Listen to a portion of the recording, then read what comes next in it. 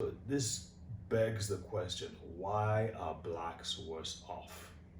Now, in my opinion, and from the research that I've seen, there are three main areas: your genes, your lifestyle, and the environment. Your genes, lifestyle, and your environment. But I'm going to point out some clear-cut things that they've seen. So, if your genes, let's start with genes. If it's in the family history, your mother has had it, your grandmother has died from breast cancer, it's a good chance that you may have inherited the genes that make you more susceptible to it. If you're obese, and we know that obesity is a bigger problem among the black population, obesity feeds cancer in many different ways, including through the route of inflammation. I will talk about that in subsequent talks. If if you are not breastfeeding or haven't breastfed, you're at a risk of having breast cancer. So you need to watch out for that. If you have a poor diet, a diet that causes more inflammation, if a diet that is more with processed foods, junk foods, high sugar foods, it's going to affect your breast cancer risks. If you are not active, if you are not taking enough vitamin D, either directly from the sun or through foods or supplements, very hard to take through foods. Supplements are a better chance of give you a better chance of doing it. If you're not taking enough, if your vitamin D levels are suboptimal, and many, as much as 80% of black people they have found have very low vitamin D levels. If your vitamin D levels are not up to par, there's a good chance you are more prone to having cancer, especially breast cancer. And then there's the other thing about culture. That's a social environment now. Black women tend to want to be strong for everybody else except for themselves. They want to make sure everybody's fed, everybody's taken care of, everybody's gone to school.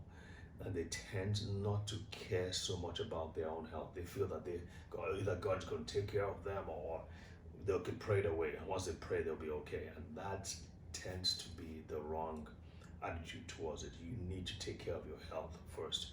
Remember the old adage on the plane: if anything happens, make sure you get the face mask, get your oxygen mask and put it on yourself first before you take care of your child. And I think that's something that needs to be applied in breast cancer as well. So here are a few more things about the genes. Only five, and here's the thing, only 10% at most of all cancers are actually caused by genes. So the 90% is as a result of your lifestyle and as a result of your environment. And yes, there's racial disparity. Yes, there are issues going to the hospital for checkups. People have problems.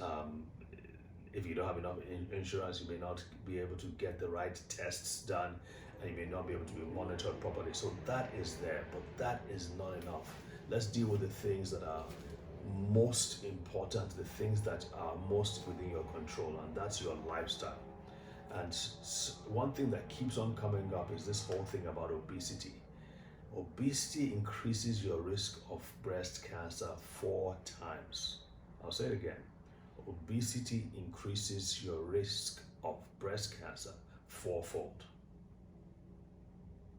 And I'm pausing because that is an issue.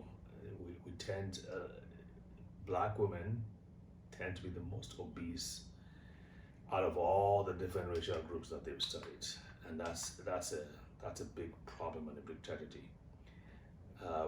Hopefully we'll be able to show you how you can deal with that as well.